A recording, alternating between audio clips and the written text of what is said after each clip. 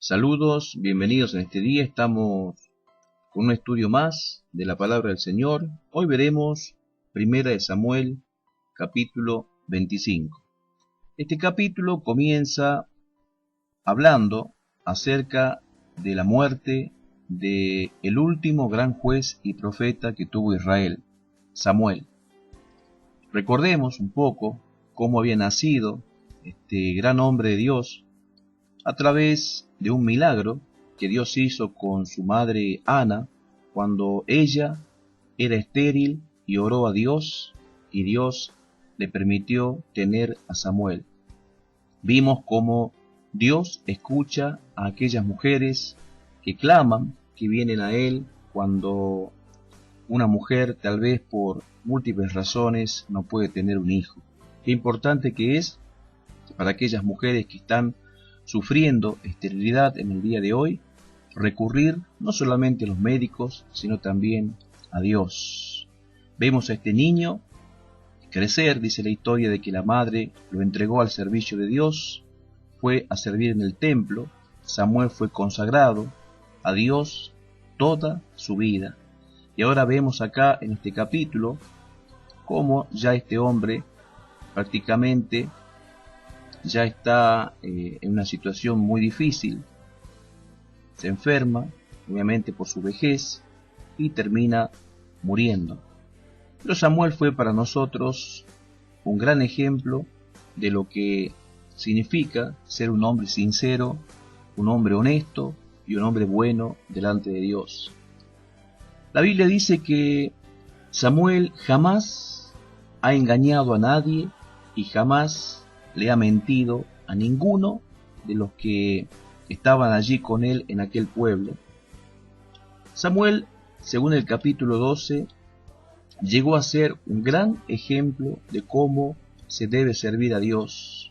Escuchamos constantemente de muchos hombres y mujeres que dicen servir a Dios, pero que lamentablemente se aprovechan sacándole el dinero a la gente. Samuel llegó a decirles en el capítulo 12 al pueblo a quien él servía: atestigüen contra de mí delante de Dios si yo he tomado algo de ustedes, si yo realmente he engañado a alguno de ustedes, si yo he calumniado a alguno de ustedes, o tal vez si yo los he agraviado. Jamás he tomado soborno, y si algo tomé, yo lo restituí. Y ellos le dijeron: es verdad, jamás nos has calumniado, jamás nos has robado, jamás nos has engañado. ¿Qué diferencia hoy, en la actualidad, con aquellos que dicen ser grandes siervos de Dios, que predican el Evangelio y hablan del amor de Dios solamente si el pueblo o las personas le dan dinero para seguir adelante? Porque pocos son los que están dispuestos a servir a Dios si no sacan algún provecho, algún beneficio de aquellos a quienes le predican. Recordemos cómo un gran hombre de Dios como fue el apóstol Pablo trabajaba con sus propias manos y jamás, aunque tenía el derecho de hacerlo, vivió a expensas de los demás. Pablo trabajaba con sus propias manos, construía carpas, según dice la Biblia, y con eso él se mantenía. Y si recibía alguna ofrenda de parte de los creyentes, de los cristianos, bienvenido sea para su vida. Pero él sabía de que debía servir a Dios y que no debía aprovecharse. ¿Cuántos hoy no se aprovechan del Evangelio y viven de las personas, sacándoles los diezmos y los diezmos y los diezmos, y aprovechándose de esta situación, sabiendo de que los diezmos no son bíblicos en el sentido actual, en el sentido moderno? Lo fue en el Antiguo Testamento, pero hoy ya no es exigible.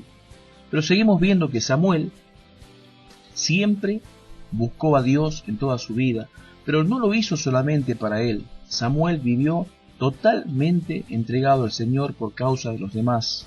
Samuel oraba a Dios por su pueblo. Por eso en este capítulo veremos que la muerte de este hombre fue una gran pérdida para Israel, ya que este hombre vivía siempre orando por los demás. Qué importante que es para vos, papá, mamá, que ores por tus hijos, porque tu oración para ellos va a hacer que la vida de ellos avance siempre hacia adelante. Y qué terrible que es cuando nadie ora por las demás personas.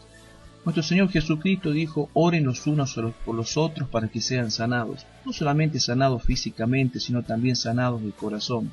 Cuando oramos los unos por los otros, estamos cumpliendo la voluntad de Dios.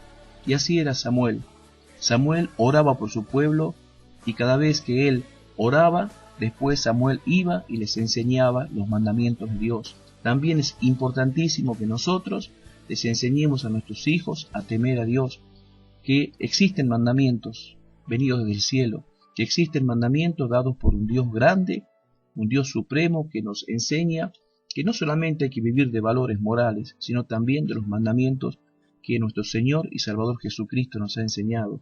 Ama a Dios sobre todas las cosas, ama a tu prójimo como a ti mismo, ama a tu enemigo, ora por tu enemigo, ora por tu familia, ora por tu esposo, por tu esposa y por tus hijos, haz el bien, busca agradar a Dios, no hagas tesoros acá en la tierra, sino también en los cielos, busca las cosas de arriba, no te entregues a los placeres de esta vida, sino busca hacer la voluntad de Dios a través de guardar los mandamientos.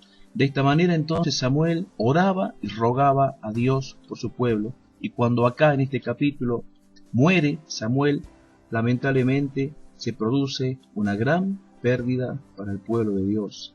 Tremendo la muerte de este hombre, porque fue una de las pérdidas más grandes de Israel hasta el día de hoy. Bueno, ahora pasamos a la segunda parte de este capítulo. Vamos a ver cómo se nos cuenta esta historia tremenda de una mujer llamada Abigail, que tenía un marido llamado Nabal, que era perverso. Mientras David escapaba por el desierto, escondiéndose de cueva en cueva, dice que los pastores de este hombre llamado Nabal, el cual era riquísimo, era un hombre de mucho dinero, que tenía 3.000 ovejas y 3.000 cabras, era un hombre muy pero muy poderoso, el cual tenía una mujer llamada Abigail. Dice que los pastores de David fueron enviados por David para pedirle alimento, pero dice que Nabal los miró y les dijo: ¿quién es David para que yo le entregue mis animales y mi comida, sino solamente un fugitivo? De esta manera, Nabal decía que David era un hombre despreciable, cuando en realidad la Biblia dice que Nabal su nombre significa insensato.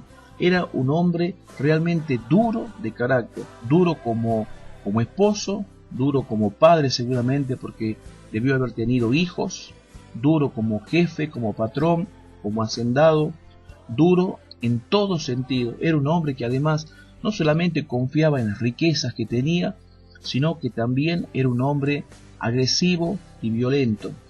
Dice la Biblia de que le negó a David un poco de comida. Los siervos de David le dijeron: tu siervo David te pide que le des un poco de agua y comida. Y él le dijo: no, yo no le voy a dar ni agua ni mi comida a un fugitivo. Hoy en día hay muchos hombres que tienen mucho dinero, que creen de que a través del dinero ellos lo pueden todo. Hay muchos Nabal hoy en día. Hay muchos hombres que confían en la riqueza, confían en el poder económico que tienen, en sus autos, en sus casas, en sus propiedades, en sus cuentas bancarias, en sus chequeras, pero son duros de corazón. Y vamos a ir viendo a través de este pequeño comentario, este pequeño estudio, que Dios sabe quiénes son aquellas personas que tienen este tipo de corazón. Nabal era un hombre rico, pero alejado de Dios. Qué triste que es, qué distinto y qué difícil que puede ser para un hombre rico poder agradar a Dios y poder servir como una persona útil en la sociedad. Muchos hombres como Nabal hay hoy en día, hombres que tienen dinero pero que no agradan a Dios, porque sus vidas son vidas crueles, que maltratan no solamente a aquellos que tienen como empleados, sino también a los de su propia casa. Sigamos viendo la historia, vamos a ir aprendiendo bastante acerca de esto. Acá vemos las 6.000 cabezas de ganado que tenía Nabal. Era un hombre riquísimo, pero sin embargo era un hombre muy malo.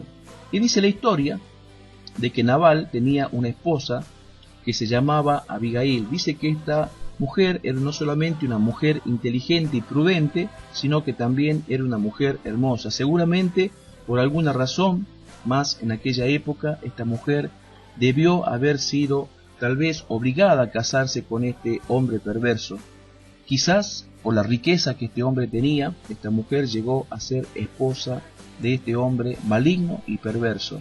Bueno, dice la historia de que los sirvientes de David fueron y les dijeron a David que lamentablemente Nabal les había negado comida. David se enojó y dice la historia que fue con 400 hombres decidido a matar al marido de Abigail, a Nabal.